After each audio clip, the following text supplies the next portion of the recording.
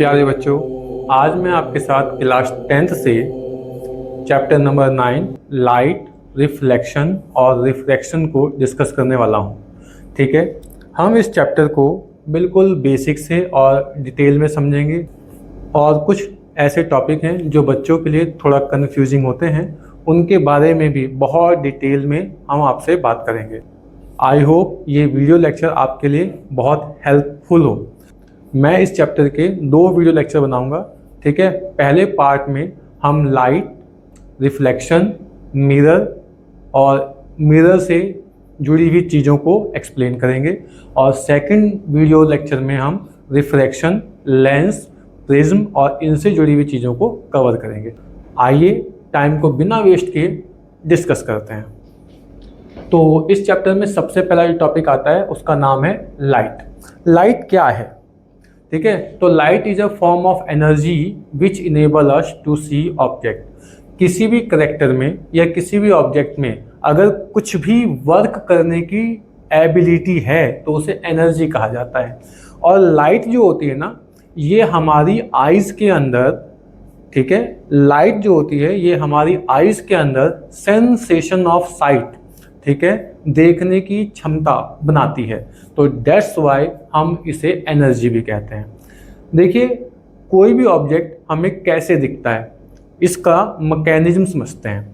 देखिए, होता क्या है कि सपोज ये कोई ऑब्जेक्ट है, लाइट रेज इस पर आकर के ऐसे गिरती हैं, ठीक है, और इससे टकराने के बाद वो इस तरह से रिफ्लेक्ट होके आती हैं।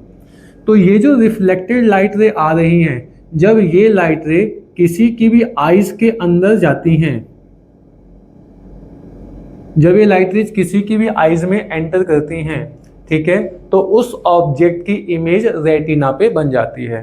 ठीक है, और इस वजह से वहाँ पर एक सेंसेशन क्रिएट होता है और हमारा ब्रेन उसको रीड करता है। ओके, और इस तरह से हमें ऑब्जेक्ट दिखाई देता है। जैसे फॉर एग्जांपल, अगर मैं आपसे कहूँ कि मेरे पीछे एक बोर्ड है, ठीक, लेकिन वो बोर्ड मुझे दिखाई नहीं दे रहा है, बिकॉज जो लाइट रे बोर्ड से टकरा रही हैं, टकराने के बाद जब वो रिफ्लेक्ट होके वापस आती हैं तो वो लाइट रेज मेरी आइज में नहीं जा रही। तो दैट्स वाई बोर्ड मेरे को दिखाई नहीं दे रहा है, बट बोर्ड है। तो जब मैं बोर्ड की तरफ मुड़ूंगा, ठीक है, और लाइट उस पर टकराएंगी और टकरा के मेरी आंखों में जाएंगी, तो हमें ऑब्जेक्ट दिखाई देगा, हमें बोर्ड दिखाई देगा। आपने अक्सर नोटिस किया होगा, जब रात को हम कहीं जा रहे होते हैं और मान लीजिए सड़क पे बहुत अंधेरा है, ठीक, तो हमने टॉर्च को जला लिया। अब उस टॉर्च की लाइट जिस जिस ऑब्जेक्ट पर गिरती है वो ऑब्जेक्ट हमें क्लियरली दिखाई देते हैं, और जिस ऑब्जेक्ट पे वो लाइट नहीं गिरती है वो हमें उतना क्लियरली दिखाई नहीं देता है। रीजन सिंपल सा है, ऑब्जेक्ट पे लाइट गिरी, ठीक है, और उससे रिफ्लेक्ट होने के बाद हमारी आइज में आई, तो हमें ऑब्जेक्ट क्या होता है, सेंस होता है।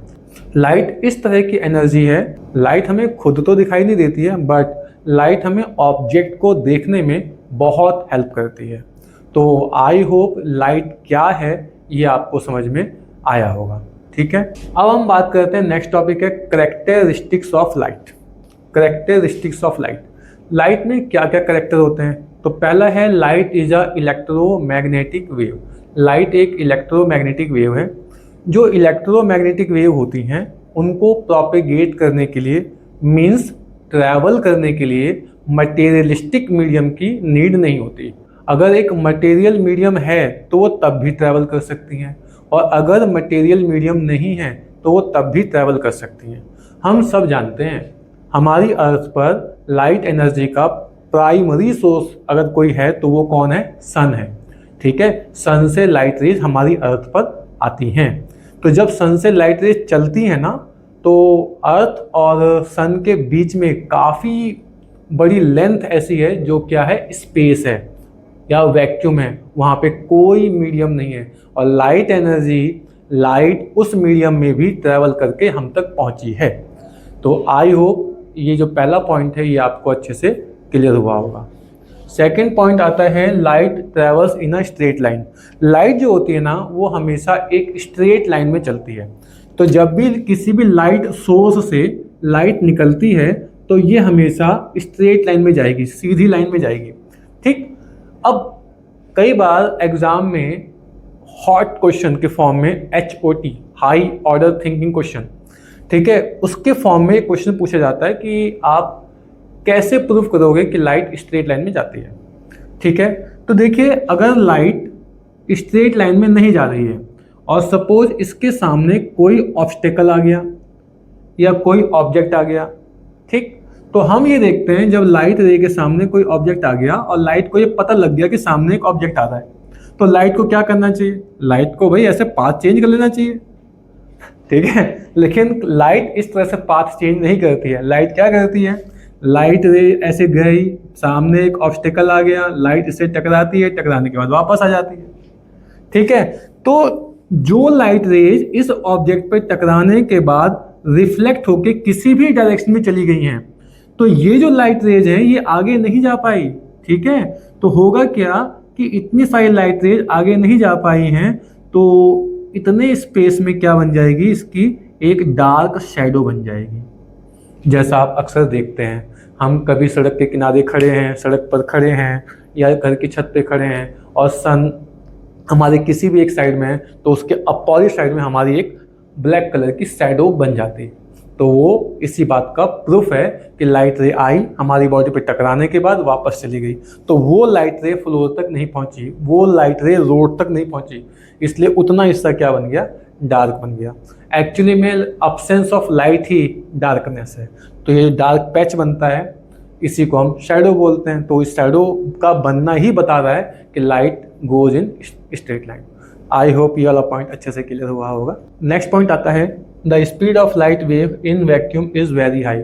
वैक्यूम में लाइट की स्पीड जो होती है बहुत ज़्यादा हाई होती है, अप्रॉक्स 3 × 10⁸ मीटर पर सेकेंड, ठीक है। वैक्यूम में, इवन एयर में भी इसकी स्पीड ये रहती है।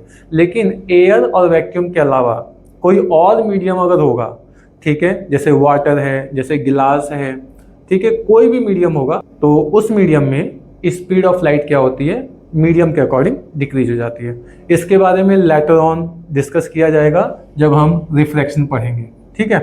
तो I hope characteristics of light अच्छे से क्लियर हुए होंगे। अब हमें यहाँ पर ये समझना है कि लाइट के प्रोडक्शन, जो लाइट का प्रोडक्शन है उसका कारण क्या है, लाइट कैसे प्रोड्यूस होती है। तो देखिए हम ये नोटिस करते हैं कि हमारे पास एक कैंडल है, जब हम कैंडल को बर्न करते हैं, जलाते हैं, तब उससे लाइट निकलती है। इसी तरह से हमारे पास इलेक्ट्रिक बल्ब है, जब हम उसका स्विच ऑन करते हैं तब उससे लाइट निकलती है, ठीक। और इलेक्ट्रिक बल्ब से जब लाइट निकलती है तो वहाँ पे क्या हो रहा है? इलेक्ट्रिक एनर्जी बल्ब के फिलामेंट में गई, ठीक, और उसने उस फिलामेंट को इतना गर्म कर दिया कि वो जलने लगा, बर्न होने लगा और उससे लाइट निकली। जब हम लकड़ी को, कोयले को जलाते हैं उससे भी लाइट निकलती है। घर के अंदर जब हम LPG गैस को जलाते हैं तब भी लाइट निकलती है। तो ये सब बातें हमें ये बता रही हैं कि burning is the cause of light.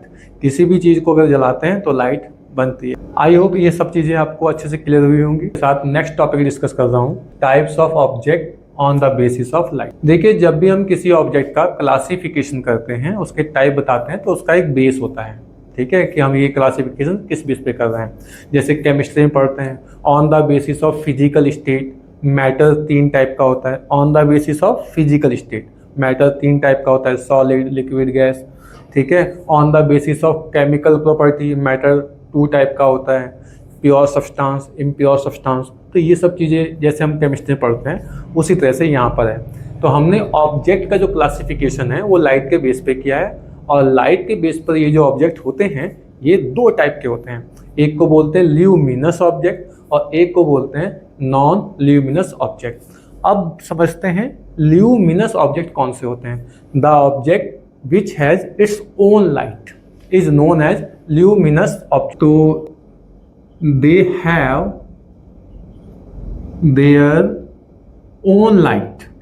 बच्चों इनके पास ना खुद की लाइट होती है, ये आपको दिख रहे हैं, ये आपको सेंस हो रहे हैं अपनी लाइट की वजह से, किसी और की लाइट की वजह से नहीं। तो ऐसे ऑब्जेक्ट को हम बोलते हैं ल्यूमिनस ऑब्जेक्ट, ठीक है। अब इसके एग्जाम्पल क्या क्या होते हैं?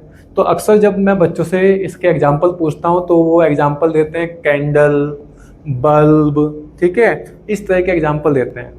मुझे थोड़ी सी हंसी आ जाती है कि कैंडल या बल्ब इसका एग्जाम्पल कैसे हो सकता है।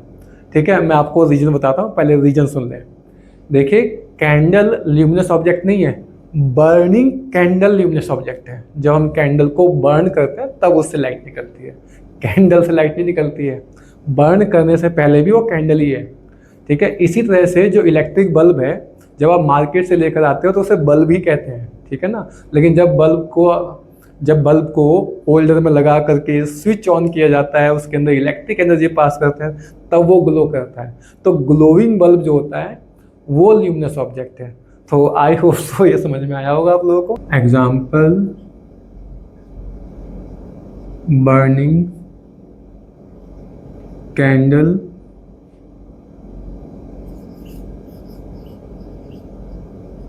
Glowing bulb, sun, stars. Non luminous object, ये कौन से ऑब्जेक्ट होते हैं? ये वो ऑब्जेक्ट हैं जो अपनी लाइट की वजह से नहीं दिखते। ठीक है, जब इन पे लाइट गिरती है, ये उस लाइट को रिफ्लेक्ट करते हैं, तब वो ऑब्जेक्ट हमें दिखाई देते हैं। ठीक है ना, तो इनको कहा जाएगा they have not it's own light, इनके पास खुद की लाइट नहीं होती है।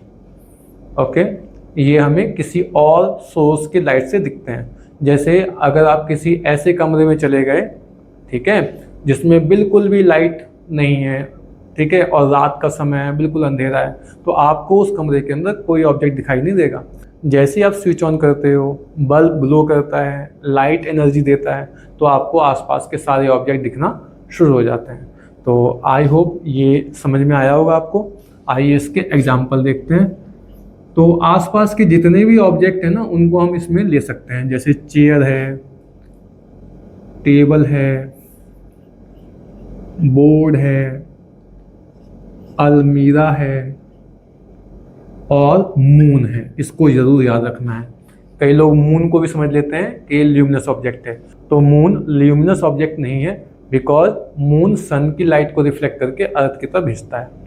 मैं उम्मीद करता हूँ ये दोनों टॉपिक अच्छे लगे होंगे, समझ में आए होंगे। प्यारे बच्चों, अब मैं आपके साथ नेक्स्ट टॉपिक डिस्कस करूँगा जिसका नाम है रे ऑफ लाइट। देखिए, रे ऑफ लाइट क्या होता है? किसी भी लाइट सोर्स से जब लाइट रे निकलती हैं तो वो एक पाथ फॉलो करती हैं। ठीक है, हम उस पाथ को एक लाइन से ड्रॉ करते हैं और लाइट के जाने की डायरेक्शन को, लाइट जिस पाथ को फॉलो कर रही है उस डायरेक्शन को एरो से दिखा देते हैं। ठीक है, इसे ही लाइट रे कहा जाता है। देखिए डायग्राम में, जैसे कि मान लिया ये सन है, ठीक है, इससे लाइट रे ऐसी निकली, हमने एरो लगा दिया तो ये लाइट, ये रे हो गई। यहाँ से लाइट रे ऐसे जा रही है, ये एक और लाइट रे हो गई, ये एक और लाइट रे हो गई, ये एक और लाइट रे हो गई। ठीक है, तो लाइट जिस पाथ को फॉलो कर रही है उसे हम एक लाइन से रिप्रेजेंट करेंगे और उस पर एक डायरेक्शन मेंशन कर देंगे, तो ये बन गई ray of light. Okay, next topic है हमारा beam of light. Bundle of light rays is known as beam. किसी भी लाइट सोर्स से ओनली एक रे नहीं निकलती है, उससे बहुत सारी रेज निकलती हैं। इतनी सारी रेज निकलती हैं हम उन्हें गिन भी नहीं सकते। ठीक है, इतनी सारी रेज निकल रही होती हैं। ओके, तो उसका जो ग्रुप है पूरा, उस ग्रुप को हम बोलते हैं बंडल, उस ग्रुप को हम बोलते हैं बीम। तो शॉर्ट में यही कहा जाता है, group of rays is known as beam या bundle of rays is known as beam. Okay, जैसे कि किसी लाइट सोर्स से इस तरह से बहुत सारी लाइट आ रही हैं, बहुत सारी लाइट रेज आ रही हैं, तो ये हमारे लिए किसका काम करेंगी? बीम का काम करेंगी। ये जो बीम्स होती हैं बच्चों, ये 3 टाइप की होती हैं। पहला है converging beam of light, converging beam of light. इसमें क्या होता है, लाइट सोर्स से जो लाइट आ रही है वो क्या होगी, किसी एक पॉइंट पर आकर के मिल जाएंगी। बहुत सारी लाइट रेज आ रही हैं, ये सब लाइट रेज एक ही पॉइंट पर आकर के ज्वाइन करेंगे, ठीक है। इसे कहा जाता है कन्वर्जिंग लाइट रेज। सेकेंड है diverging beam of light. Diverging beam of light, इसमें क्या होता है, लाइट सोर्स से जब लाइट रेज निकलती हैं तो they move in different direction, all the rays move in different direction. तो इस तरह की जो लाइट रेज होती हैं इन्हें कहा जाता है डाइवर्जिंग लाइट रेज। और थर्ड वन होती है पैरेलल बीम ऑफ लाइट। बच्चों इसमें क्या होता है, इसमें जो लाइट रेज होती हैं वो एक दूसरे के पैरेलल चल रही होती हैं। लाइट रेज तो बहुत सारी होंगी लेकिन ये सब एक दूसरे के पैरेलल चलती हैं। आई होप ये दोनों टॉपिक अच्छे से क्लियर हुए हों। बच्चों वैसे तो लाइट बहुत सारे करैक्टर शो करती है, जैसे रिफ्लेक्शन है, जैसे रिफ्रैक्शन है, इंटरफेरेंस है, डिफ्रैक्शन है। हमारे सिलेबस में ये दो मेन करैक्टर हैं, रिफ्लेक्शन और रिफ्रैक्शन, इन्हीं के बारे में ज़्यादा बात होगी। तो सबसे पहले हम बात करते हैं ये रिफ्लेक्शन क्या होता है।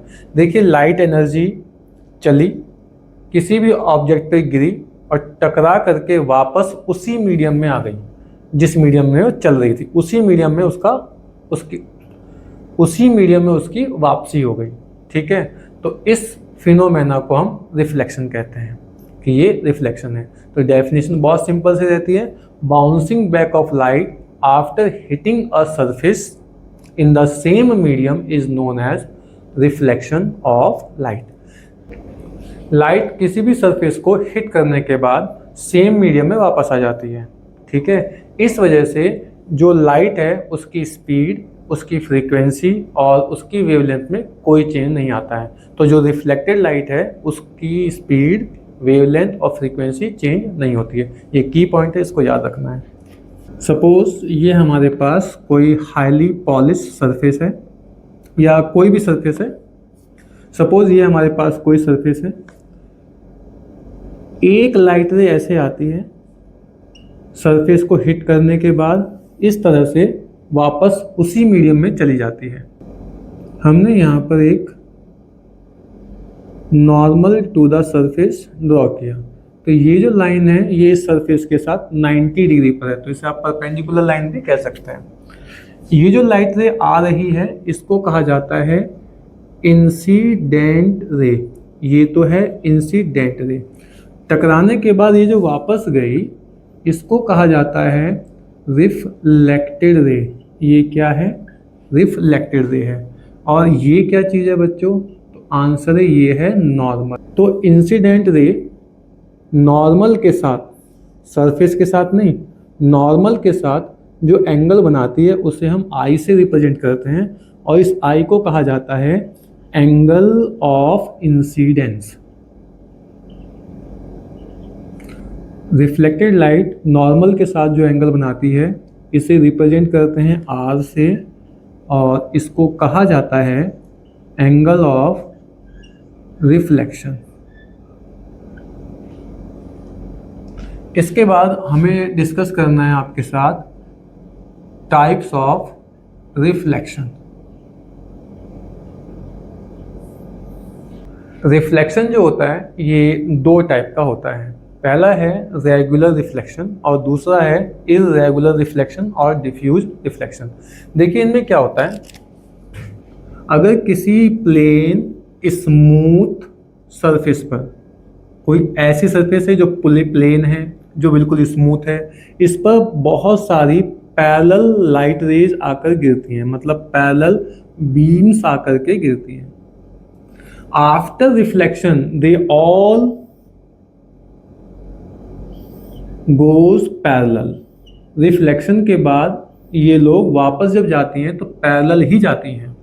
तो इस तरह के रिफ्लेक्शन को रेगुलर रिफ्लेक्शन कहा जाता है और रेगुलर रिफ्लेक्शन हमेशा हाईली पॉलिश सरफेस पर या बहुत हाईली स्मूथ सरफेस पर ही होता है, ठीक है। नेक्स्ट है इररेगुलर रिफ्लेक्शन। इसमें क्या होता है कि अगर कोई सरफेस हमारे पास इस तरह की है, थोड़ी सी ऊबड़ खाबड़ सी, रेगुलर सरफेस नहीं है, इवन सरफेस नहीं है, अनइवन है। तो जब इस पर पैरेलल बीम ऑफ लाइट आकर के इंसिडेंट होती हैं तो जब इस पर पैरेलल बीम्स आकर के इंसिडेंट होती हैं तो after reflection they move in different direction. Suppose ये चली गई इस तरह से, ये वाली चली गई इस तरह से, इसका रिफ्लेक्शन इस तरह से हो गया, ये वाली लाइट ऐसे चली गई, तो ये अलग अलग डायरेक्शन में चली जाती हैं, ठीक है, पैरेलल नहीं जाती। तो इस तरह के रिफ्लेक्शन को हम इर्रेगुलर रिफ्लेक्शन कहते हैं, डिफ्यूज रिफ्लेक्शन कहते हैं। लाइट चारों तरफ ठीक से जो फैल जाती है, ऐसा कहा जाता है ये इर्रेगुलर रिफ्लेक्शन की वजह से ही होता है। तो आई होप ये टॉपिक बहुत अच्छे समझ में आया होगा। प्यारे बच्चों, आज मैं आपके साथ एक टॉपिक डिस्कस करने वाला हूँ जिसका नाम है लॉज ऑफ रिफ्लेक्शन। आइए इसको समझते हैं कि लॉज ऑफ रिफ्लेक्शन क्या कहता है, ठीक है। There are two laws of reflection. इसमें जो पहला लॉ है ना, वो ये कहता है कि incident ray, reflected ray and normal all lie in same plane, ठीक है। अब हम यहाँ पर ये समझने की कोशिश करेंगे कि ये जो सेम प्लेन की बात कही गई है, ये किस प्लेन की बात कही जा रही है। देखिए बच्चों, सपोज कीजिए कि ये ना एक सरफेस है, एक लाइट रे इधर से ऐसे आती है, यहाँ पर ये हो गई इंसिडेंट। जब ये यहाँ पे ऐसे हिट करेगी तो रिफ्लेक्ट होकर ऐसे वापस जाएगी, तो रिफ्लेक्टेड रे जाएगी ऐसे, ठीक है। यहाँ पर ये ऐसे इंसिडेंट रे, ये ऐसी चली गई रिफ्लेक्टेड रे, और बीच में इन दोनों के यहाँ पर इस तरह से एक नॉर्मल आ गया, ओके। अगर हम इस एक्टिविटी को समझ पाएँ तो हमें देख करके ऐसा लगता है कि इस वाले प्लेन की बात की जा रही है, क्योंकि तीनों इसी प्लेन पे दिख रहे हैं। ये इंसिडेंट हो गया, इसी पे आके गिरा, ये रिफ्लेक्टेड हो गया, ये इसी पे आके गिरा, ये नॉर्मल हो गया, ये भी इसी पे आके गिर रहा है। तो बेटा स्टेटमेंट में कहा गया है कि incident ray, reflected ray and normal all lie in same plane, not on same plane. Lie in plane कहा जा रहा है। तो ये जो है ना, ये एक इमेजिनरी प्लेन है जिसके अंदर ये चल रही हैं। मतलब हम ऐसे एक प्लेन को इमेजिन करेंगे, उस प्लेन के अंदर ये ऐसे ट्रैवल कर रही है, ऐसे आई, रिफ्लेक्ट होने के बाद ये ऐसे चली गई, और उसी प्लेन में ये हमारा नॉर्मल रखा हुआ है। मैं उम्मीद करता हूँ कि ये वाले जो केस है ये आपको समझ में आया होगा, क्योंकि यहाँ पे बहुत ज़्यादा मिसकॉन्सेप्शन रहता है कि ये किस प्लेन की बात की जा रही है। तो ये था पहला लॉ। सेकेंड लॉ का स्टेटमेंट ये है कि angle of incidence always equal to angle of reflection. और ये जो एंगल है ना, ये हमें नॉर्मल के साथ मेजर करने हैं, ये याद रखना है। ये है इंसिडेंट रे, इस रे ने नॉर्मल के साथ जो एंगल बनाया उसे कहा जाता है एंगल ऑफ इंसिडेंस। ये है रिफ्लेक्टेड रे, इसने नॉर्मल के साथ जो एंगल बनाया उसे कहते हैं एंगल ऑफ रिफ्लेक्शन, और ये एक दूसरे के इक्वल होते हैं, ठीक है। ये कहता है हमारा सेकेंड लॉ, ये सेकेंड लॉ का स्टेटमेंट है। तो इसको याद रखना है बहुत अच्छे से, ओके। इसको लेके तो कभी कभी न्यूमेरिकल भी आ जाता है, ठीक है। तो एग्जाम्पल ये है बच्चों, incident ray form angle of 30 degree with horizontal, find angle of reflection. See हम इसे कैसे करेंगे। तो ये हमने बना लिया प्लेन सरफेस, ये है इंसिडेंट रे, ये है नॉर्मल, ये है reflected ray. According to question, ये जो इंसिडेंट रे है इसने हॉरिजॉन्टल के साथ 30 डिग्री का एंगल बनाया है, और हमें ये वाला एंगल फाइंड करना है। ये एंगल कितना होगा। सी इंसिडेंट रे जो एंगल बनाती है उसे हम कहते हैं आई, एंगल ऑफ इंसिडेंस, और ये वाला जो एंगल है ये होगा r, angle of reflection. See ये जो लाइन है इसे हम कहते हैं normal to the plane. Means ये वाली लाइन प्लेन के साथ 90 डिग्री का एंगल बना रही है, ठीक है ना। तो बच्चों यहां से 30 प्लस आई ये हो जाएगा 90, 30 प्लस आई ये पूरा हो जाएगा 90, तो आई की वैल्यू आ गई 60। और according to second law i is equal to क्या है, आर है। तो यहां से इंप्लाइज होता है आर कितना आएगा, 60 डिग्री आएगा। ओके, आई होप ये न्यूमेरिकल भी अच्छे समझ में आप लोगों को आया होगा, ठीक है। अब मैं आपके साथ इस चैप्टर का नेक्स्ट टॉपिक डिस्कस करने वाला हूं, और हमारे जो नेक्स्ट टॉपिक है उसका नाम है मिरर। आइए बिना टाइम को गंवाए इसको समझते हैं कि मिरर क्या होता है। तो बच्चों, हाईली पॉलिश सरफेस को मिरर कहा जाता है। कोई भी ऐसी सरफेस जो हाईली पॉलिश्ड है उसको हम मिरर कहते हैं। जैसे एग्जांपल के लिए, जब हम मार्केट से कोई भी स्टील का नया बर्तन खरीद के लाते हैं, आपने देखा होगा उसकी जो सरफेस होती है वो भी हाईली पॉलिश होती है, और अगर हम उसमें अपने आप को देखें हमें उसमें अपना फेस भी बिल्कुल क्लियर और ब्राइट दिखाई देता है, ठीक है ना। जैसे कोई भी हाईली पॉलिश सरफेस हो उसे हम मिरर बोलते हैं, ठीक है। जैसे आजकल कुछ टाइल्स भी आ रही हैं जो कि हाईली ग्लॉसी हैं, हाईली पॉलिश हैं। अगर हम उनके पास जा कर के, ठीक है, अपनी इमेज उसमें देखें तो दिख जाती हैं, ठीक है ना। अब हम बात करते हैं मिरर की। ये मिरर जो होता है ये कितने टाइप का होता है। बेसिकली जो मिरर हैं ये दो टाइप के हैं, ठीक है। पहले को कहा जाता है प्लेन मिरर और दूसरे को कहा जाता है स्फेरिकल मिरर, ठीक है। बच्चों ये याद रखना, जब भी पूछा जाता है ना मिरर कितने टाइप के होते हैं, बच्चे जल्दी जल्दी में आंसर दे देते हैं कि कॉन्वेक्स मिरर और कॉनकेव मिरर, ठीक है। तो ये याद रखना है कि मिरर हमारे दो तरह के होते हैं, एक है प्लेन मिरर और एक है स्फेरिकल मिरर। आइए प्लेन मिरर के बारे में डिटेल में समझते हैं। प्लेन मिरर, देखिए प्लेन मिरर जो होता है प्लेन ग्लास शीट पर बनाया जाता है, ठीक है। इसमें क्या किया जाता है देखिएगा, एक प्लेन गिलास की शीट लेते हैं, ठीक है। उसके बाद इसकी किसी एक सरफेस पर सिल्वर या मरकरी से लेप लगा देते हैं, मतलब एक कोटिंग कर देते हैं, पॉलिश कर देते हैं, और उस कोटिंग के ऊपर, उस पॉलिश के ऊपर आयरन, क्रोमियम और मैग्नीज का एक पेस्ट आता है, उस पेस्ट से उसको कवर कर देते हैं, ठीक है। ये जो पेस्ट होता है ये सूखने के बाद काफ़ी ज़्यादा हार्ड और स्टिकी हो जाता है, ओके, जिसकी वजह से जो हमने मिरर पर सिल्वर या कह लीजिए मरकरी की पॉलिश की है ना, ठीक है, वो प्रोटेक्ट रहती है।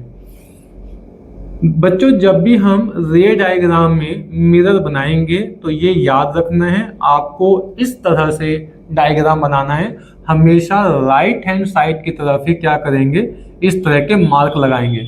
ये मार्क लगाने का मतलब है कि इस साइड में कोटिंग है और इस साइड रिफ्लेक्टर की तरह काम कर रही है। ये वाली जो सरफेस है ये सरफेस रिफ्लेक्टर की तरह काम करेगी।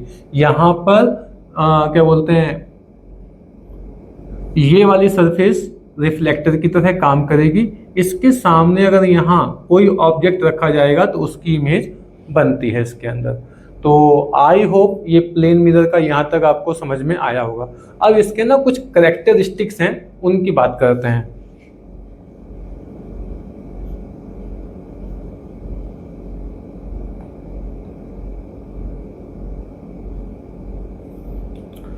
प्लेन मिरर के कुछ कैरेक्टरिस्टिक्स हैं, आइए उनके बारे में बात करते हैं।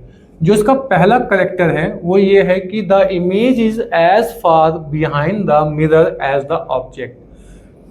प्लेन मिरर के पीछे इमेज उतनी ही डिस्टेंस पे बनती है जितनी डिस्टेंस पे ऑब्जेक्ट रखा होता है। मीन्स मिरर के सामने अगर ऑब्जेक्ट को रखा जाता है 5 मीटर की डिस्टेंस पर तो हमें इमेज भी 5 मीटर की डिस्टेंस पर ही मिलती है। ठीक है। अगर हमने मिरर के सामने ऑब्जेक्ट को 10 मीटर के डिस्टेंस पे रखा है तो हमें मिरर के अंदर उसकी जो इमेज बनेगी, उसकी जो इमेज मिलेगी वो भी 10 मीटर की डिस्टेंस पर ही मिलेगी। पहली वाली जो लाइन है इसमें ये कहा जा रहा है। ठीक है, और ये आपने एक्सपीरियंस भी किया होगा हमारे घरों में। ठीक है, ड्रेसिंग टेबल में जो मिरर लगा होता है वो प्लेन मिरर ही होता है। ठीक है, जब हम उसके सामने खड़े होते हैं तो जितनी डिस्टेंस पे हम खड़े होते हैं हमारी इमेज प्लेन मिरर के अंदर पीछे की साइड उतनी ही डिस्टेंस पर दिखाई देती है। ठीक है, और वो जो इमेज बन रही है वो प्लेन मिरर के पीछे बन रही है। अगर हमें उसे स्क्रीन पर लेना हो तो मिरर के पीछे स्क्रीन लगाना होगा। ठीक है, और अगर हम प्लेन मिरर के पीछे जाके देखें तो वहाँ तो ऐसा कुछ भी नहीं है।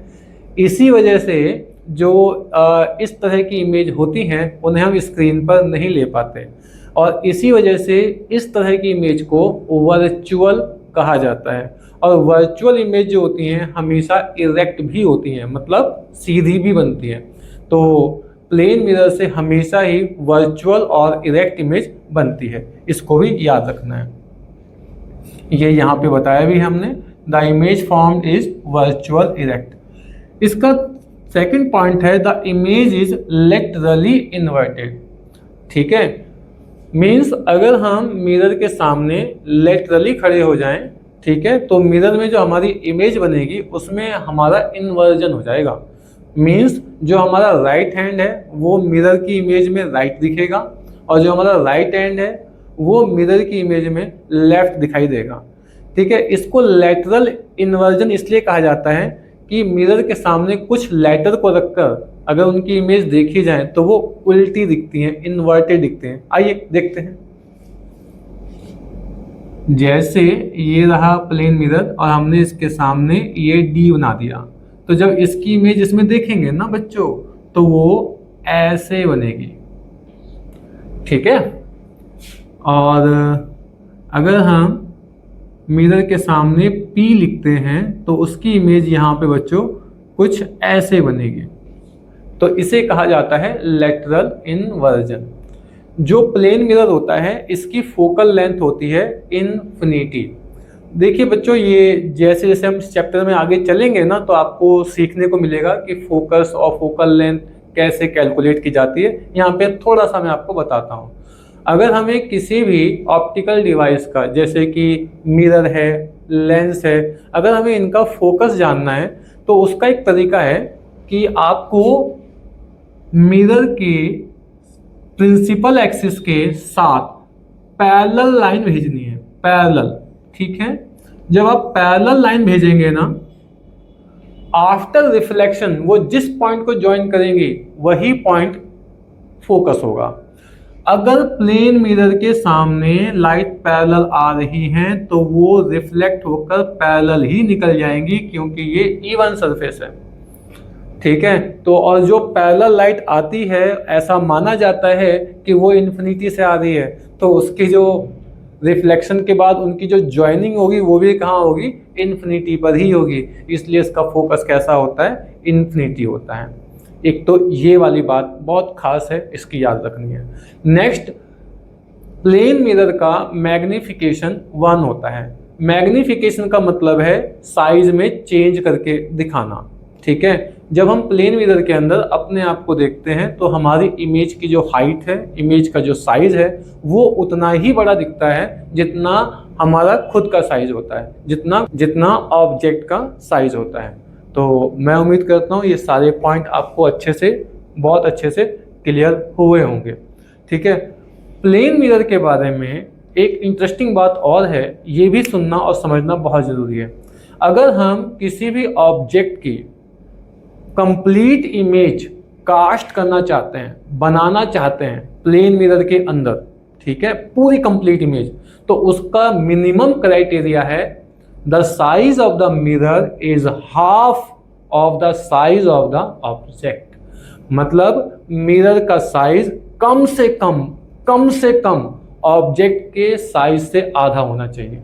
मतलब अगर ऑब्जेक्ट 5 फीट का है तो मिरर का जो साइज है वो मिनिमम 2.5 फीट का होना चाहिए, 2.5 फीट से कम का तो होना ही नहीं चाहिए। 3 फीट हो, 3.5 फीट हो, 4 फीट का भी हो, कोई दिक्कत नहीं है। ठीक है, तो ये वाला क्राइटेरिया बहुत अच्छे से याद रखना है। ठीक है, और मैंने अभी आपको जो एक क्राइटेरिया बताया, यही क्राइटेरिया है जो हमें प्लेन मिरर को as a rear view mirror use करने से रोकता है। क्योंकि अगर हमने as a rear view mirror plane mirror का यूज किया, as a rear view mirror plane mirror का यूज किया, तो हमें ऑब्जेक्ट के आधे साइज का मिरर चाहिए होगा। ठीक है, और बच्चों आप रियर व्यू मिरर के बारे में तो जानते ही होंगे, नहीं जानते हैं कोई बात नहीं, हम बता देते हैं। ये जो हमारे ऑटोमोबाइल हैं, जैसे स्कूटी है, बाइक है, कार है, बसेस हैं, ठीक है, इनके साइड में ना एक मिरर लगा होता है बाहर की तरफ, जो पीछे आने वाले ऑब्जेक्ट की इंफॉर्मेशन देता है। ठीक है, उस मिरर को रियर व्यू मिरर बोलते हैं। ठीक है, और बच्चों सड़क पे तो ट्रक जैसे बड़े बड़े व्हीकल भी चलते हैं, और उनका साइज लगभग अगर हम बात करें तो 6x10 होता है। मतलब 6 फीट के चौड़े ट्रक होते हैं, कई 8 फीट के भी होते हैं, और हाइट लगभग 10 फीट के आसपास होती है। तो उनकी इमेज को पूरा कवर करने के लिए हमें मिरर, ठीक है, 3x5 या 4x5 का चाहिए होगा, जो कि किसी एक हैंडल पर लगाना या कार के बराबर में लगाना नेक्स्ट टू इम्पॉसिबल है। इसीलिए हम as a rear view mirror plane mirror का यूज नहीं करते, इसको याद रखना है। लैटरल इन्वर्जन से रिलेटेड बोर्ड एग्जाम में कभी कभी एक क्वेश्चन आ जाता है, ठीक है, कि ये जो एम्बुलेंस होती है, ठीक, इसके सामने जो एम्बुलेंस लिखा होता है, ठीक है, वो उल्टा लिखा होता है, तो ऐसा क्यों है? तो अब आपको समझ में आना चाहिए। ठीक है, हमने एम्बुलेंस के ऊपर जब स्पेलिंग लिखी है तो उसको उल्टा लिखा है। जब उसकी इमेज मिरर के अंदर बनेगी तो वो कैसी बनेगी? सीधी बनेगी, क्योंकि लेटरली इन्वर्जन होना है, तो वो इमेज कैसी बनेगी? सीधी बनेगी। तो इससे जो ड्राइवर है उसको ये पता लग जाएगा कि पीछे एम्बुलेंस आ रही है, और वो उसको आराम से पाथवे दे सकते हैं आगे जाने के लिए। तो मैं उम्मीद करता हूँ यहाँ तक आपको ये टॉपिक बड़ा इंटरेस्टिंग लगा होगा, समझ में आया होगा। अब इसके बाद जो मैं आपके साथ डिस्कस करने वाला हूँ, ये for the purpose of competition है, बोर्ड के पर्पज से तो इतना इंपॉर्टेंट नहीं है, बट मैं डिस्कस कर रहा हूँ, देखिएगा आप लोग इसके बारे में। बच्चों यहाँ पर ये बताया जा रहा है कि अगर हमारे पास सपोज 2 प्लेन मिरर है, और हमने दोनों प्लेन मिरर को किसी एंगल पर इस तरह से इंक्लाइन कर दिया है, ठीक है, उनके बीच का एंगल A बन रहा है, और इन दोनों मिरर के बीच में कहीं पे एक ऑब्जेक्ट रख दिया है। ठीक, तो जब हम उनके बीच में ऑब्जेक्ट को रखेंगे तो वहां पर कितनी इमेज ऑब्टेन होगी? ठीक है, तो इसके लिए 2 केस हैं। ठीक है, और ये जो अभी केस डिस्कस कर रहे हैं इसके बारे में याद रखना, ये केस हम डिस्कस कर रहे हैं only for when 360 divided by angle. ठीक है ना बच्चों, कि जो 360 है ये एंगल की वैल्यू से डिवाइड होना चाहिए कंप्लीटली। जैसे 60 हो गया, 30 हो गया, 90 हो गया, अगर हम इन एंगल से 360 को डिवाइड करेंगे तो कंप्लीटली डिवाइड हो जाएगा। ठीक है, तो यहाँ बच्चों 2 केस आते हैं। एक है कि हमने ऑब्जेक्ट को रखा है सिमेट्रिकल। ठीक है, सिमेट्रिकल का मतलब क्या है? ये पहला मिरर, ये दूसरा मिरर, ये इनके बीच का एंगल A, यहाँ पे आपको एक एंगल बाइसेक्टर खींचना है। तो जो हमारा ऑब्जेक्ट है वो एंगल बाइसेक्टर पर ही रखा हुआ है, तो उसे बोलते हैं सिमेट्रिकली प्लेस। तो in that case number of image का फॉर्मूला होता है ये वाला, इसको याद रखना है 360/A-1।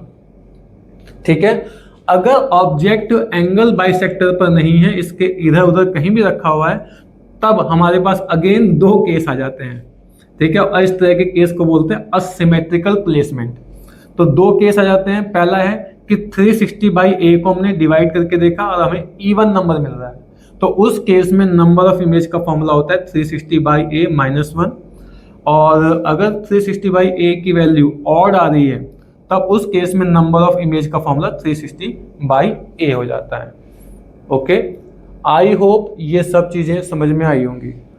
अच्छा, उस समय क्या होगा जब 360 नॉट डिवाइडेड बाय एंगल, 360 की वैल्यू एंगल से डिवाइड नहीं हो पा रही है, तब क्या होगा? आइए उसका फॉर्मूला समझते हैं। हाँ तो बच्चों, if 360 is not divided by an angle a, then number of image n equal to होगा 360 by a, maximum possible integer.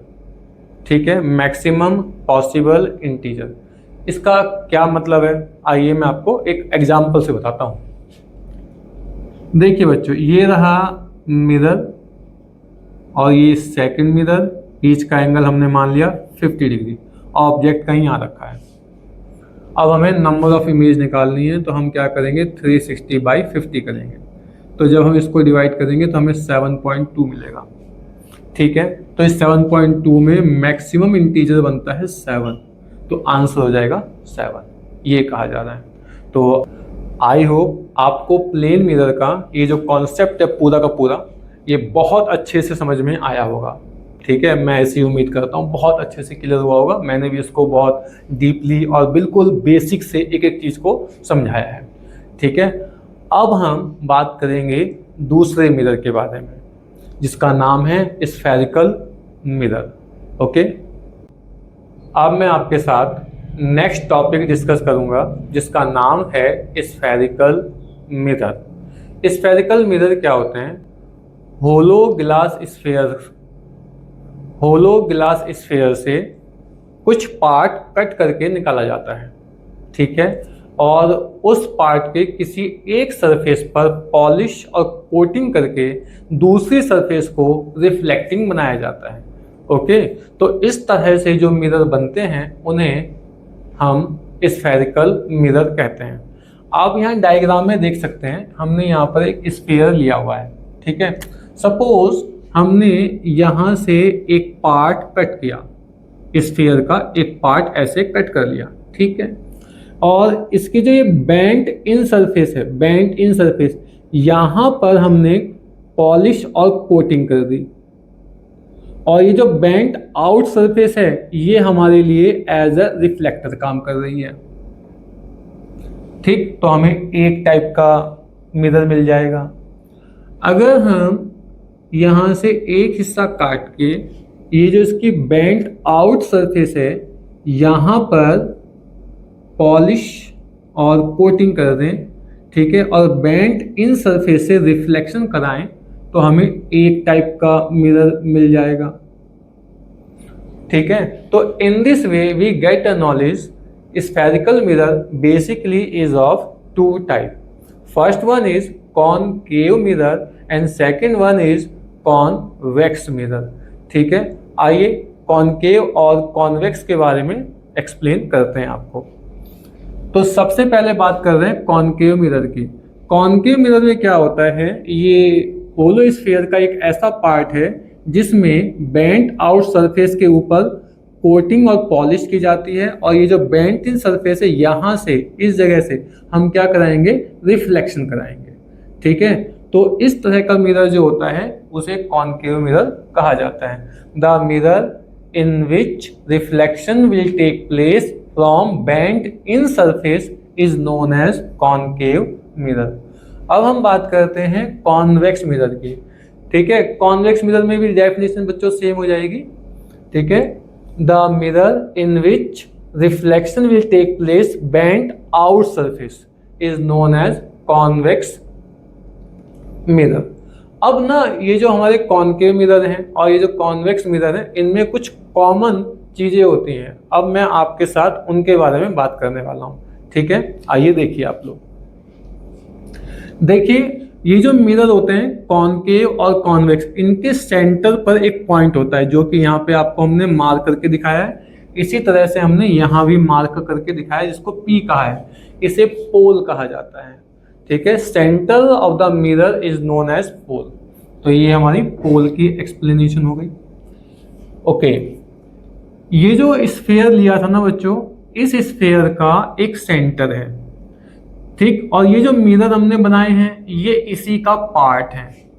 ठीक है, तो मिरर हमने इसी स्फीयर से बनाए हैं ना, और उसका एक छोटा सा हिस्सा लिया है। तो किसी भी स्फीयर का एक छोटा सा हिस्सा जो होता है उसे कर्वेचर कहा जाता है, कर्वेचर कहा जाता है।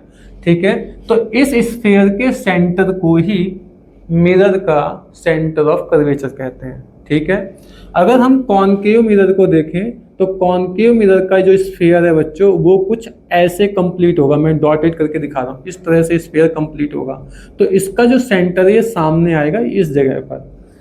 ठीक है, तो ये हुआ इसका सेंटर ऑफ कर्वेचर।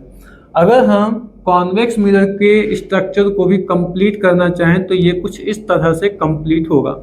तो इसका जो सेंटर है वो इधर पड़ेगा, तो ये इसका हो गया सेंटर ऑफ कर्वेचर। ठीक है, the centre of sphere from which mirror obtain is known as centre of curvature of the mirror. तो ये हो गया सेंटर ऑफ कर्वेचर। ठीक है, इसके बाद बात करते हैं प्रिंसिपल एक्सिस की।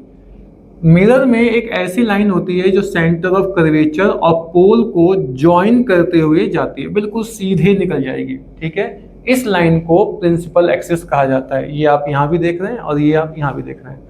बच्चों इसकी ना जो स्पेलिंग है इसका थोड़ा ध्यान रखना, जल्दीबाजी में बच्चे कई बार इसकी स्पेलिंग प्रिंसिपल लिख देते हैं ये, तो यहाँ पर यही वाली स्पेलिंग यूज होनी है, ये वाली नहीं होनी है।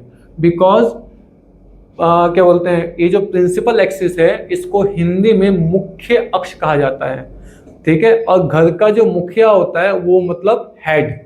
ठीक है, तो जिस तरह से स्कूल का जो हेड होता है जिसके हाथ में पूरे स्कूल की क्या बोलते हैं क्रिया प्रणाली होती है, वर्किंग होती है, उसे हम क्या बोलते हैं, प्रिंसिपल बोलते हैं। तो उसी सेंस में इसका नाम रखा गया है प्रिंसिपल एक्सिस।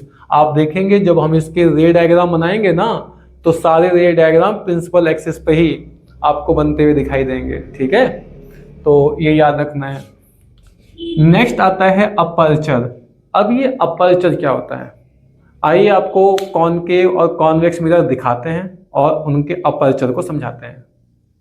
बच्चों इस समय मेरे पास दो मिरर हैं, एक ये वाला है और एक मिरर ये वाला है। ठीक है, जो ये वाला मिरर दिस वन ये है कॉन्वेक्स मिरर। ठीक है, और ये वाला जो मिरर है ये है कॉनकेव मिरर, ये कॉनकेव मिरर है।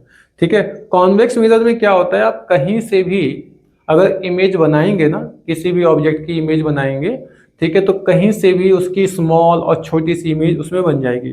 ठीक है, जैसे मैं ये पूरा वीडियो लेक्चर एक मोबाइल से बना रहा हूँ। ठीक, अगर आप देखेंगे तो इसका इमेज इसके अंदर दिख जाएगा आपको, ये देखिए, ये लोकेशन से फ्री होता है, आप कहीं भी रखिए ऑब्जेक्ट को। ठीक है, मिरर के अंदर उसकी छोटी सी इमेज बन जाएगी। वहीं पे जो कॉनकेव मिरर होता है ना, ये लोकेशन के हिसाब से इमेज को बनाता है। कभी तो इमेज उल्टी कर देगा, कभी इमेज बहुत बड़ी बना देगा, कभी इमेज बहुत छोटी बना देगा, लोकेशन के हिसाब से इसमें चलता है। तो ये हमारा कॉनकेव मिरर है, इसमें आपको इतना साफ साफ से दिखाई नहीं देगा। ठीक है, मेरी यहाँ तक आई होप बात समझ में आ गई होगी। अब ये जो मिरर है आप देख रहे हैं ये सर्कल की तरह है ना, तो इसका जो सेंटर बिल्कुल बीच में यहाँ पे कोई सेंटर होगा, उसी सेंटर को बच्चों यहाँ पोल कहा जा रहा है। ठीक है, डायग्राम में इमेज हमेशा ऐसे दिखाते हैं लेटरली, ठीक होता ही ऐसे है। अब ये जो मिरर है इसका वो हिस्सा जहां से लाइट टकरा के रिफ्लेक्ट हो रही है या जो हिस्सा इमेज बनाने में यूज हो पा रहा है उस हिस्से को अपर्चर कहा जाता है। तो आई होप ये जो अपर्चर है ये क्या होता है आपको ये समझ में आया होगा।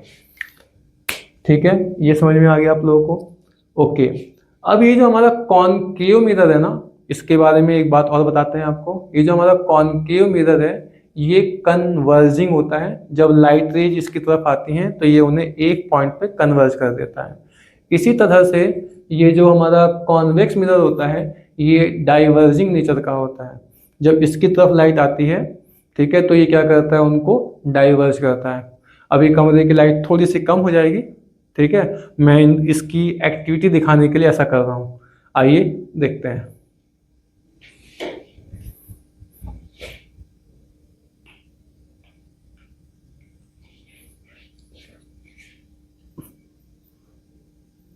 हाँ देखिए बच्चों,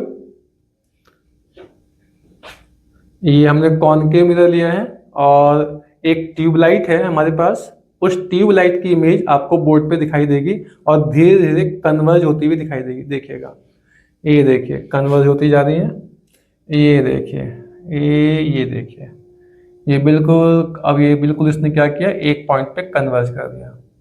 तो कॉनकेव मिरर ऐसा करता है। ओके, अब देखते हैं कॉन्वेक्स क्या करता है।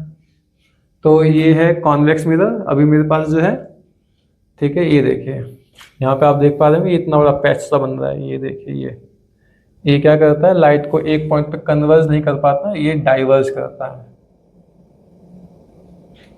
तो आई होप आप लोगों को ये एक्टिविटी से समझ में आया होगा कि कॉनकेव मिरर को हम कन्वर्जिंग क्यों बोलते हैं, क्योंकि ये लाइट रे को एक पॉइंट पे आकर के मिला देता है, एक पॉइंट पर ले आता है, और ये लाइट रेज को क्या करता है, चारों तरफ फैला देता है, इसलिए इसको डाइवर्जिंग कहते हैं। तो ये जो बात है ना, ये भी याद रखनी है कि हम कॉनकेव मिरर को कन्वर्जिंग मिरर भी कहते हैं और कॉन्वेक्स मिरर को डाइवर्जिंग मिरर भी कहते हैं। ठीक है, तो मुझे उम्मीद है ये समझ में आया होगा। मैं कमरे की थोड़ा लाइट बढ़ा देता हूँ।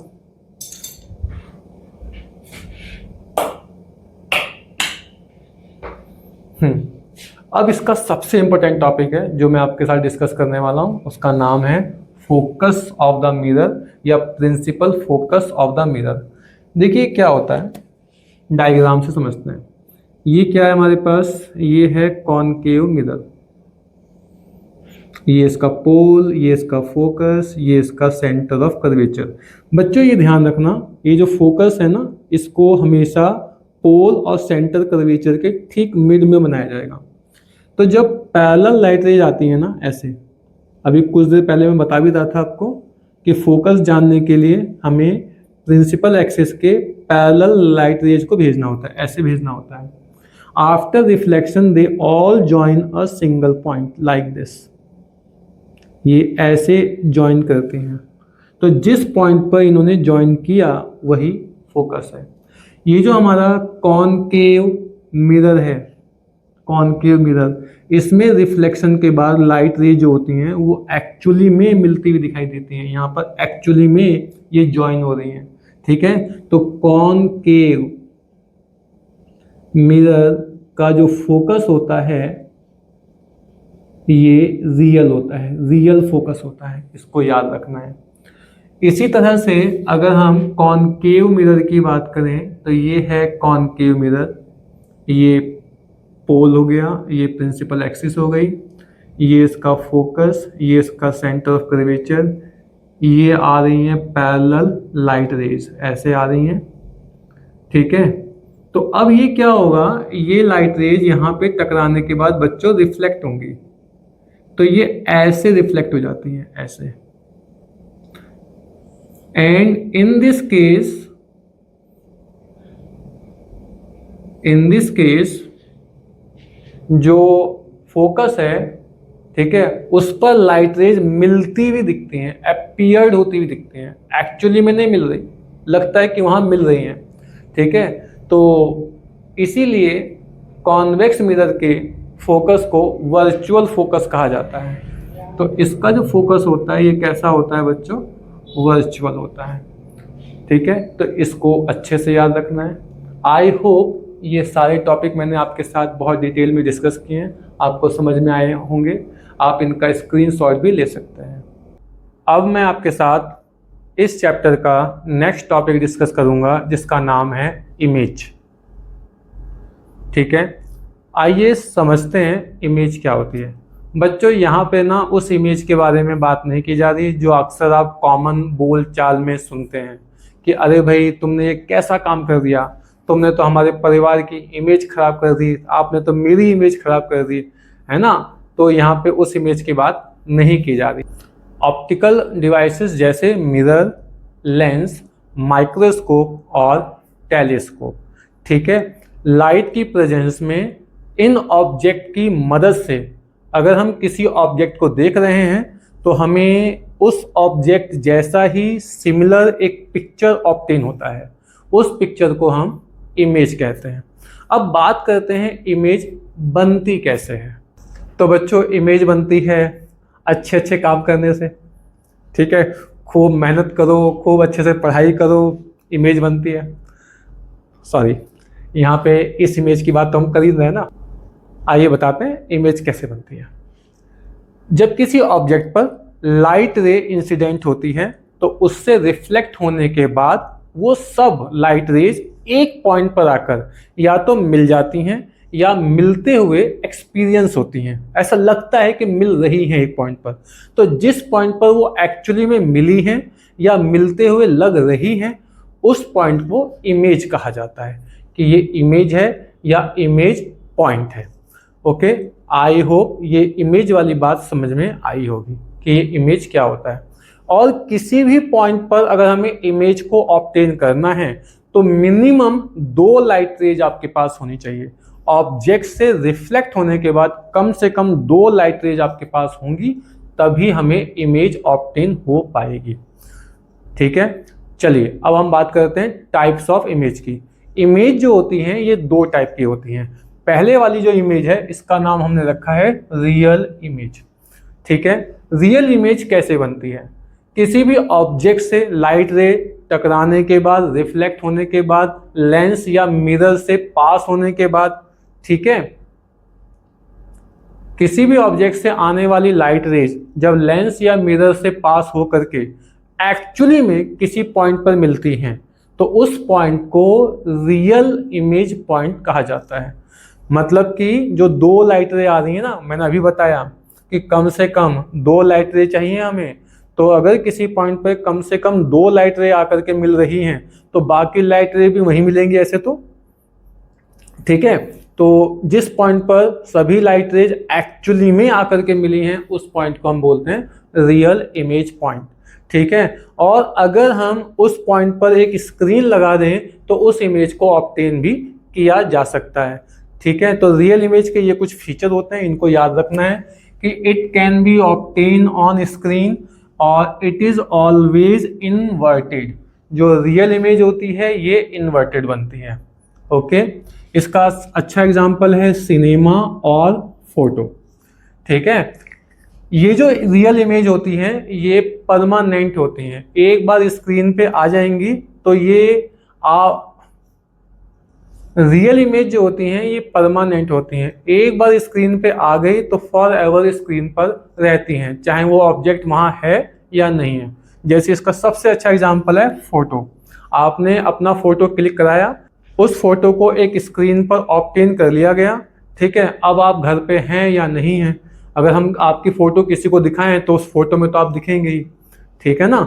और स्क्रीन पर ये जो इमेज ली गई ये लाइट की मदद से ली गई है, ठीक है ना।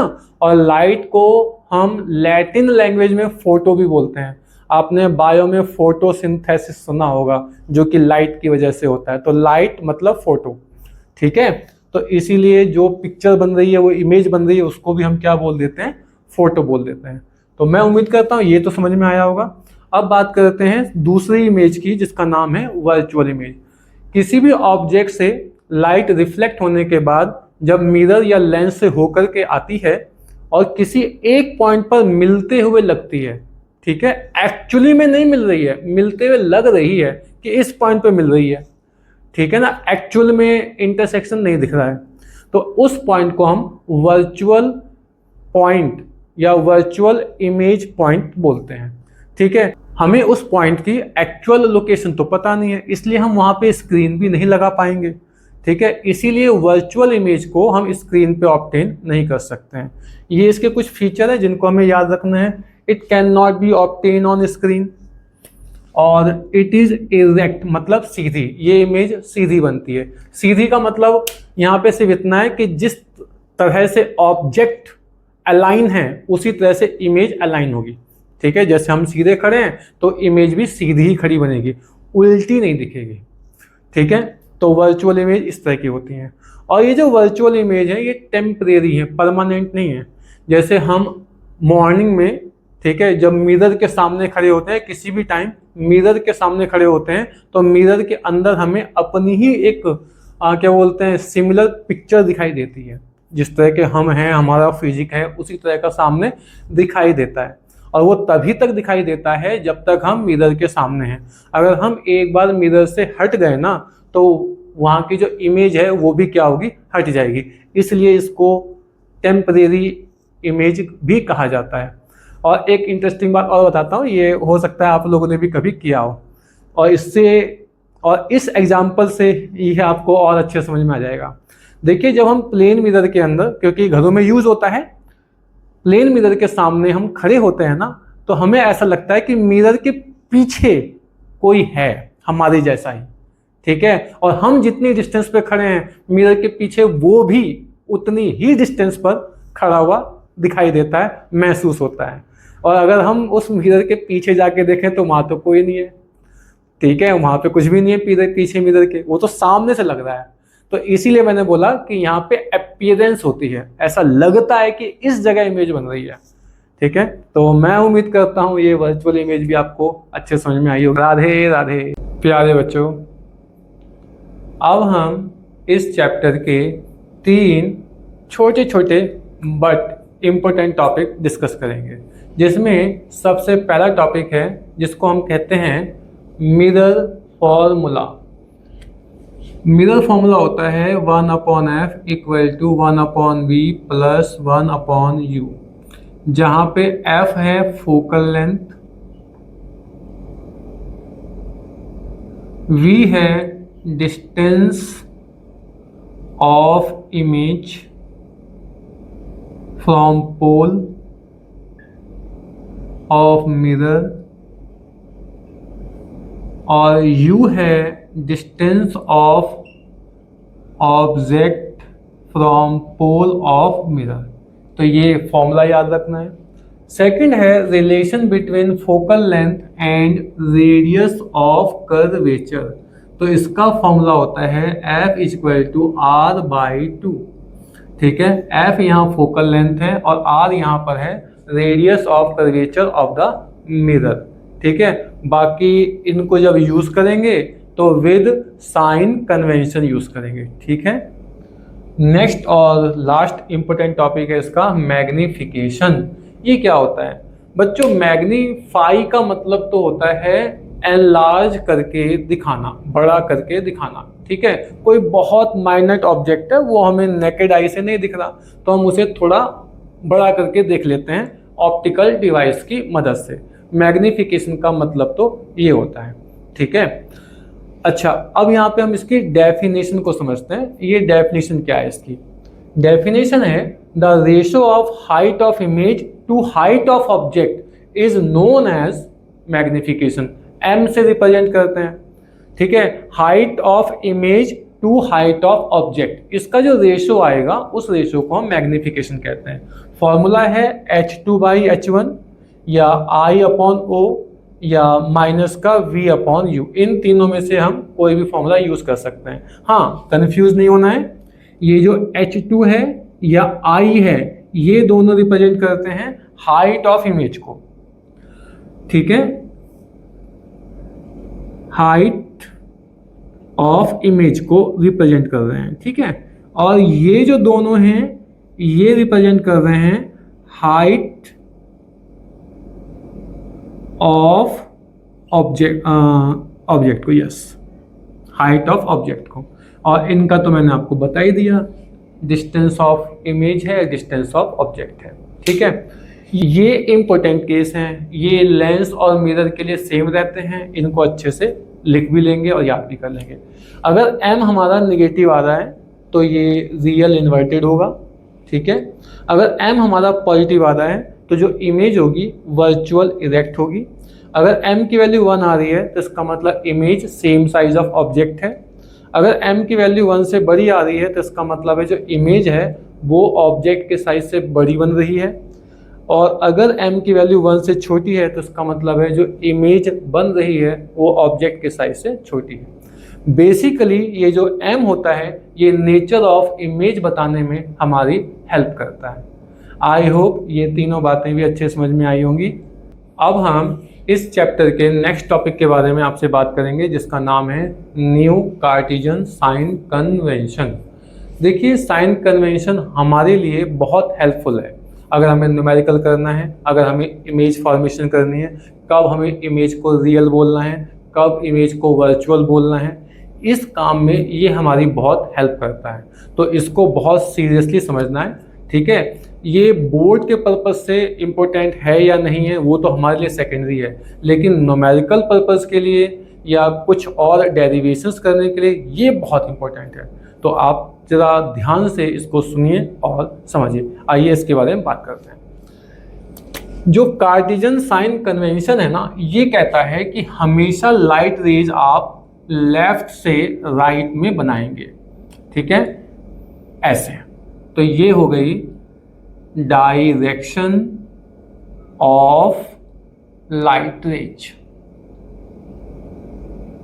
ठीक, दूसरा हमने यहाँ पे एक काम किया है कि ये जो हमारी वर्टिकल एक्सिस है ना, इसको हमने मान लिया मिरर। ये कोई सा भी मिरर हो सकता है, प्लेन भी हो सकता है, कॉन्वेक्स भी हो सकता है, कॉनकेव भी हो सकता है।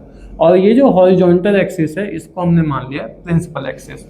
अब ये जो इनका इंटरसेक्शन पॉइंट है, इसको हमने मान लिया है पोल।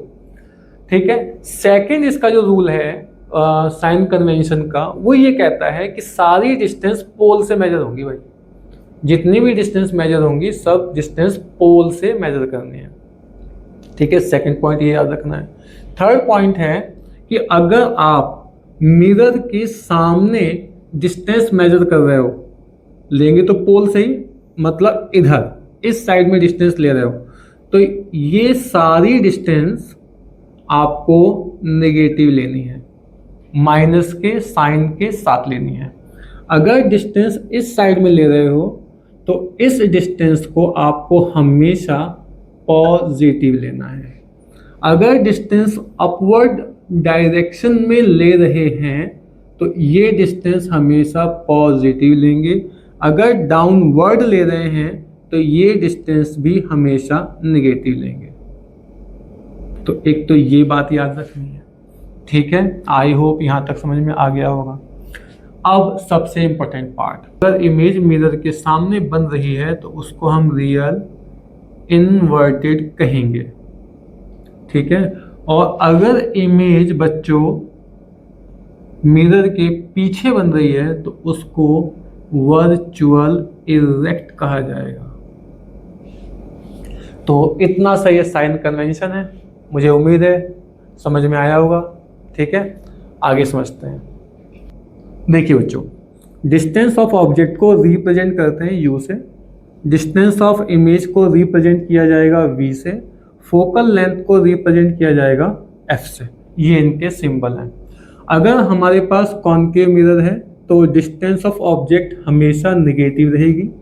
Distance of image either positive और negative, depend on location of the image. Image के लोकेशन पे डिपेंड करेगा, बिकॉज कॉनकेव मिरर में दोनों साइड बन जाती है image.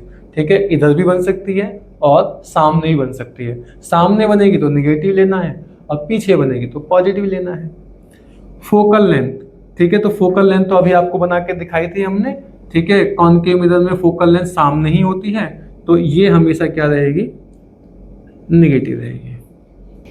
For convex mirror distance of object negative रहती है और डिस्टेंस ऑफ इमेज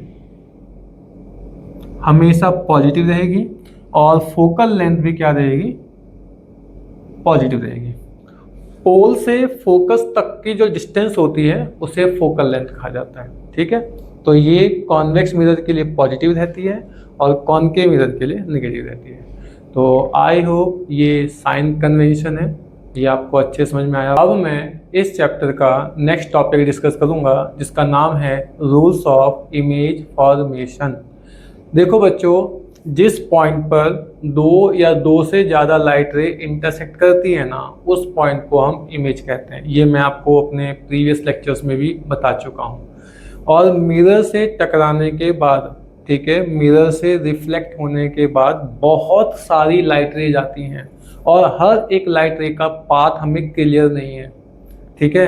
तो हम यहाँ पर इमेज बनाने के लिए उन्हीं दो लाइट रे का यूज़ करते हैं जिनके पाथ हमें पता होते हैं। ठीक है, जैसे मैं यहाँ पे एक रफ डायग्राम बना के आपको कुछ समझाना चाहता हूँ। देखिएगा, जैसे कि ये है कॉनकेव मिरर, ठीक है, और ये इसका फोकस है। अगर लाइट रे बच्चों ऐसे पैरेलल आ रही है तो ये पक्का है कहाँ से जाएगी, फोकस से जाएगी, कंफर्म है, ये इसका तो कंफर्म है। और इसी तरह से अगर कोई लाइट रे सेंटर ऑफ कर्वेचर से जाएगी तो वो सीधा जाएगी और रिफ्लेक्ट होने के बाद वापस आ जाएगी। ठीक है, ऐसा क्यों होता है? एक्चुअली में सेंटर से जो लाइट पास होकर के जाती है ना, सेंटर से जो लाइट पास होकर के जाती है ना, वो मिरर से टकराने के बाद अपने पाथ को रिपीट करती है। और ऐसा वो क्यों करती है? बिकॉज सेंटर से जो लाइट रे जा रही है वो मिरर के ऊपर नॉर्मल गिरती है। और कोई भी लाइट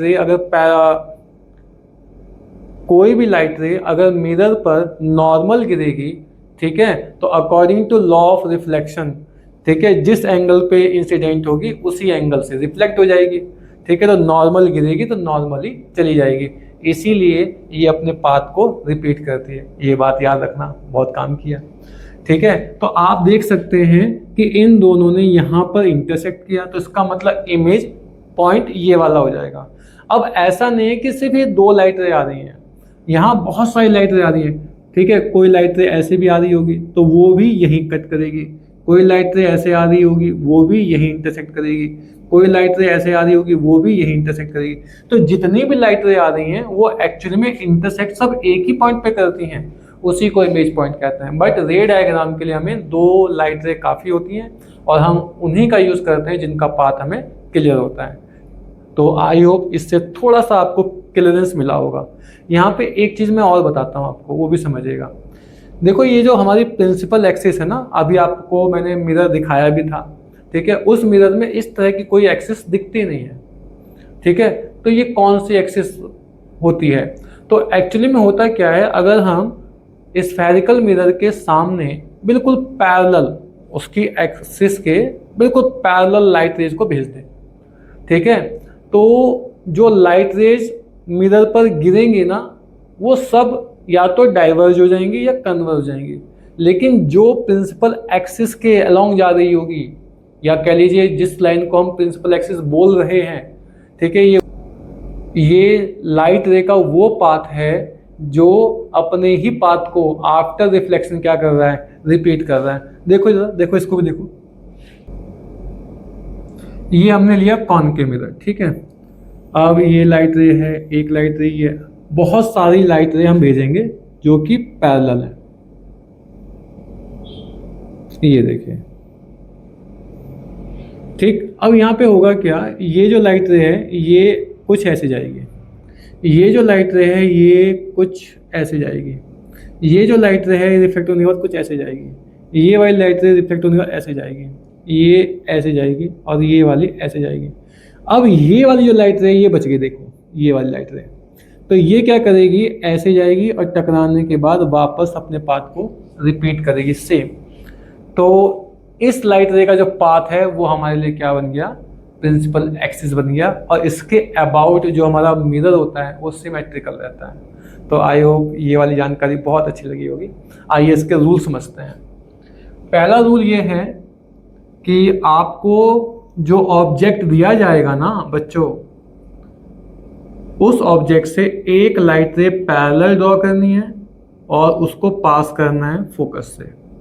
और अगर आप यूज़ कर रहे हैं कॉन्वेक्स मिरर तो उसमें अपीयर टू पास हो जाएगा, ये रही parallel light, after reflection it appear to pass like this.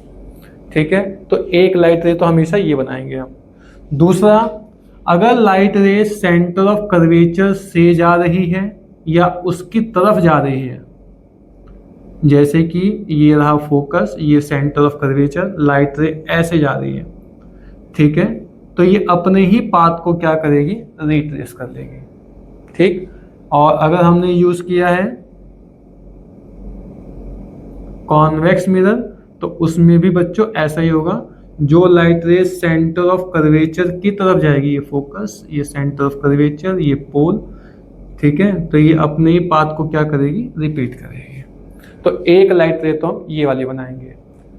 और थर्ड, इसकी वजह से बहुत कम नीड पड़ती है, लेकिन बुक्स में दिया होता है तो हम बता देते हैं, तो इन दो से ही काम हो जाता है। अगर लाइट रे फोकस की तरफ जा रही है तो after reflection it becomes parallel.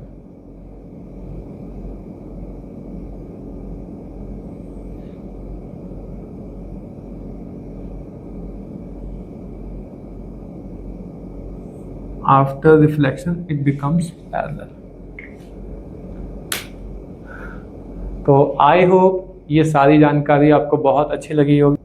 अब मैं आपके साथ इस चैप्टर का next topic image formed by concave mirror discuss करने वाला हूँ। कॉनकेव मिरर में अलग अलग केस बनते हैं, ठीक है। हमने ऑब्जेक्ट को किस लोकेशन पे रखा है, इमेज का साइज और उसकी नेचर उस लोकेशन के हिसाब से डिसाइड होती है। यहाँ पे टोटल 6 केस हमें पढ़ने और समझने को मिलने वाले हैं। आइए हर एक केस को वन बाय वन हम देखते हैं। चलिए, केस फर्स्ट है when object lies in between pole and focus. तो आप डायग्राम में देख सकते हैं, ये रहा फोकस, ये है पोल, हमने ऑब्जेक्ट को इनके बीच में रखा है। बिल्कुल बीचों बीच में रखना है ऐसा नहीं कहा जा रहा है, बीच में कहीं भी रख सकते हैं, ठीक है। और उसके बाद जो अभी रूल सिखाया था वो अप्लाई करेंगे। एक लाइट रे ये पैरेलल जाएगी आफ्टर रिफ्लेक्शन फोकस से, और दूसरी लाइट रे आपको लेनी है जो सेंटर ऑफ कर्वेचर से और ऑब्जेक्ट से होते हुए जाएगी और रिफ्लेक्शन के बाद वापस आ जाएगी। जब हम इन दोनों रिफ्लेक्टेड लाइट रे को देखते हैं तो इनके बीच का गैप ना बढ़ता जा रहा है, तो ये इंटरसेक्शन आगे तो होगा नहीं, ये वाला इंटरसेक्शन आगे तो कहीं भी नहीं हो पाएगा। तो हमने क्या किया, इन लाइट रेज को पीछे की तरफ बढ़ाया। तो मिरर के पीछे जो भी लाइन दिखाते हैं उसे डॉटेड से दिखाया जाता है, ठीक है। तो इनका इंटरसेक्शन यहाँ पे हुआ, तो ये इंटरसेक्शन मिरर के पीछे हुआ, और मिरर के पीछे जो इमेज बनती हैं उन्हें वर्चुअल इरेक्ट कहा जाता है। और ये हमें इरेक्ट दिख भी रही है, जिस तरह का फेस ऑब्जेक्ट का है उसी तरह का फेस इमेज का भी है। अब आप बताइए, मिरर के पीछे क्या हम स्क्रीन लगा सकते हैं? अगर लगा भी दें तो वहाँ पे कौन सा इमेज हमें दिखाई देगी? जैसे हम प्लेन मिरर के सामने खड़े होते हैं तो हमें मिरर के अंदर अपने जैसा एक प्राणी दिखाई देता है, ठीक है। अगर हम मिरर के पीछे जाके देखें तो वहाँ कोई भी नहीं दिखेगा, ठीक है। तो इसीलिए इन इमेज को क्या कहा जाता है, वर्चुअल कहा जाता है, क्योंकि हम इन्हें स्क्रीन पर नहीं ले पाते हैं, ठीक है।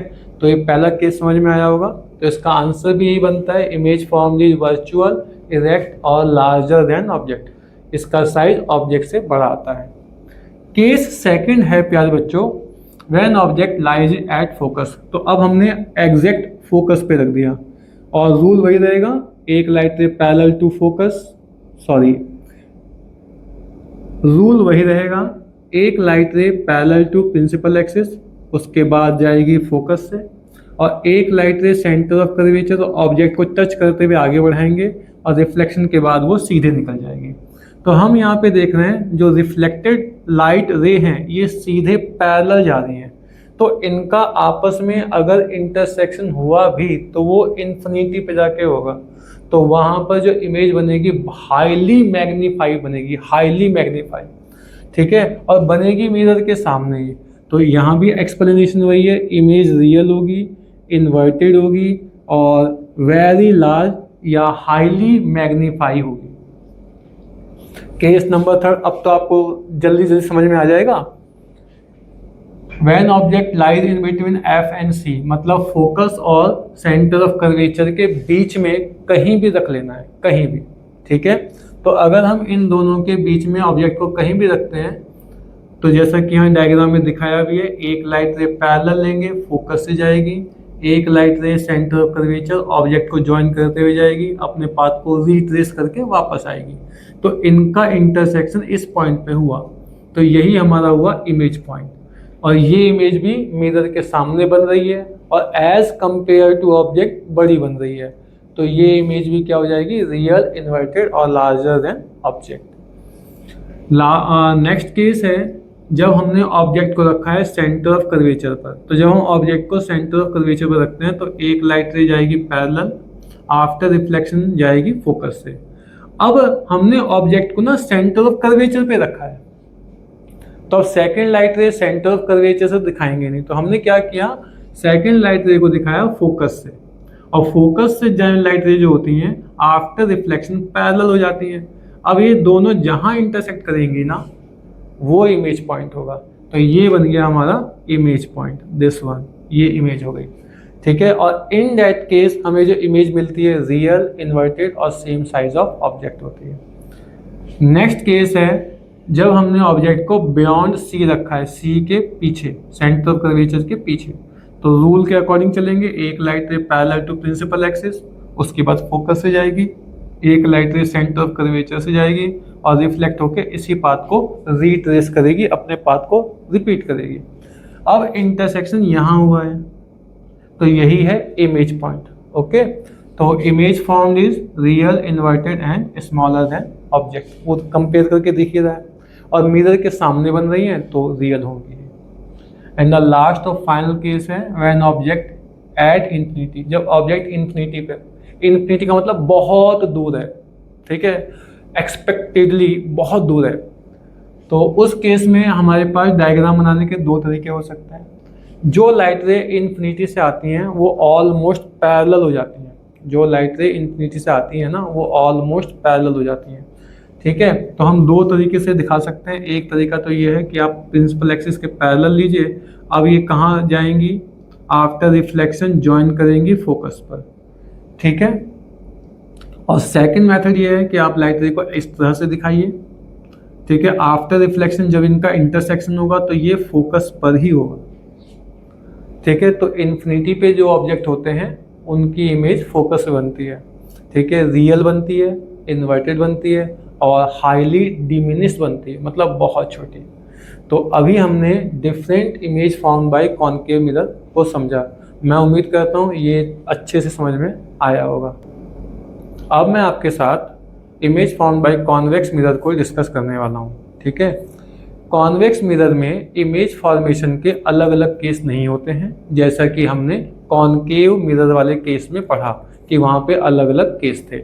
यहाँ पर ऑब्जेक्ट की लोकेशन कुछ भी हो, हमें हमेशा ऑब्जेक्ट की जो इमेज मिलती है वो स्मॉलर मिलती है और इरेक्ट मिलती है, what ever the location of the object.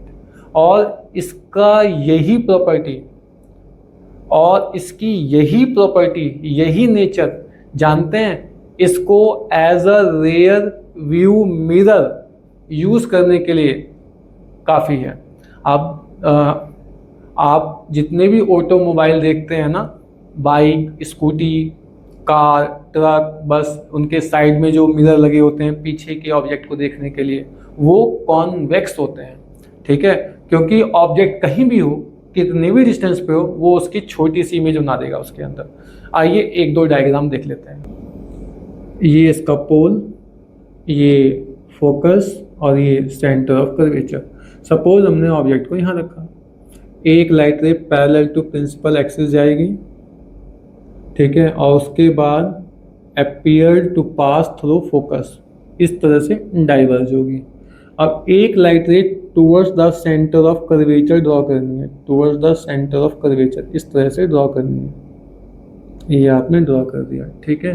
तो ये जाएगी इसी पाथ पर और इसी पाथ से वापस आएगी। अब यहाँ जो इंटरसेक्शन हुआ है ये है इमेज पॉइंट, यहाँ बनी है इमेज, ठीक है। तो आप देख सकते हैं स्मॉल है, वर्चुअल है और इरेक्ट है, मिरर के पीछे बन रही है। आइए एक और केस देखते हैं।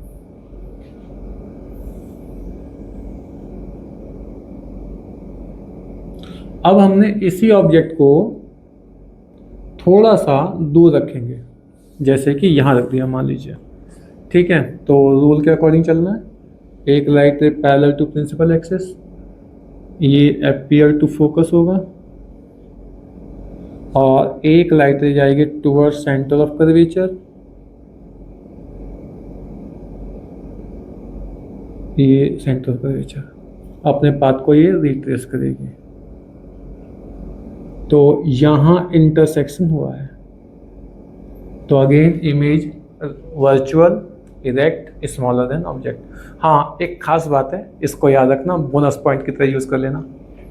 जैसे जैसे ऑब्जेक्ट पीछे खिसकता जाएगा वैसे वैसे इमेज फोकस की तरफ शिफ्ट होती जाएगी। आप देखिए ये इमेज यहाँ बनी है, जब हमने ऑब्जेक्ट को थोड़ा पीछे किया तो इमेज फोकस के नज़दीक आ गई, और जब इन्फिनिटी पे पहुँचेगा तो फोकस पे बन जाएगी। आई होप ये टॉपिक भी अच्छे से समझ में आया होगा। अब हम आज के वीडियो लेक्चर का सबसे आखिरी टॉपिक आपके साथ डिस्कस करने वाले हैं। आइए इस टॉपिक को बहुत अच्छे से समझते हैं। ये टॉपिक है यूजेस ऑफ मिरर। हमारे पास 3 अलग अलग तरह के मिरर हैं, plane mirror, concave mirror, convex mirror. हर मिरर का अपना एक पर्पज़ है जिस पर्पज़ के लिए वो उसको यूज़ किया जाता है। अगर हम बात करें प्लेन मिरर की तो हम सब जानते हैं, ठीक है, मॉर्निंग टाइम में अपने आप को मेकअप करना है, अपने आप को ड्रेसअप करना है, तो इन सब पर्पज़ के लिए हम किसका यूज़ करते हैं? प्लेन मिरर का करते हैं। ठीक है, आपने बाल अपने बाने हैं, ठीक है, बालों में कंघी करनी है, ठीक है, अपने आप को थोड़ा ड्रेसअप करने के बाद देखना है, तो उसके लिए हम किसका यूज़ करते हैं? प्लेन मिरर का यूज़ करते हैं।